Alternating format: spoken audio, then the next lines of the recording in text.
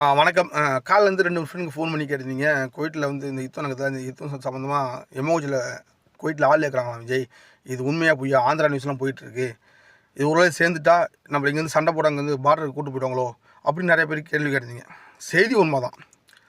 இங்கே முதல்ல போய் பாருங்க, இந்த அப்ளிகேஷன் இங்கே இதுக்கு பாருங்கள். இதுக்கு மூலம் நீங்கள் ஃபிட்டாக இருக்கணும்.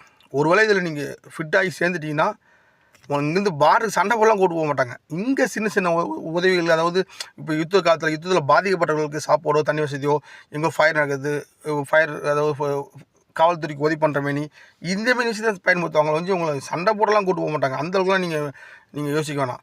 அதாவது தன்னார்வ தொண்டு நிறுவனம், அதாவது சோசியல் ஒர்க் பண்ணி வச்சுக்கோங்க. சோசியல் ஒர்க் பண்ணி உங்களுக்கு மனசு விருப்பப்பட்டு நீங்கள் இதில் நம்ம சேவை செய்ய மனசு இருந்தால் நீங்கள் போய் சேரலாம்.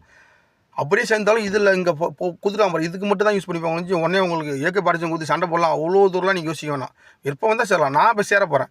இப்போ நான் சேரத்துக்கு கலந்து அந்த சைட்டை போய் ஓப்பன் பண்ணுறேன். இன்னும் ஓப்பன் ஆயிடுச்சு. அடுத்த பேஜ் ஓப்பன் ஆக மாட்டேங்குது. நான் போய் சேர போகிறேன். உங்களுக்கு விருப்பம் தான் சேரலாம். செய்தி உண்மை தான். இந்த ஆந்திரா செய்தியிலாம் இல்லை, நம்ம தமிழ்நாடு செய்தியில் இன்னும் யாரும் சொல்லணும்னு நினைக்கிறேன். செய்தி உண்மை தான். விருப்பம் உள்ளவங்க போய் சேரலாம்.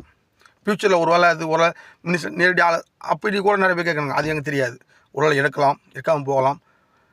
எதையும் எதிர்பார்த்து நீங்கள் சேர வேண்டியதில்லை.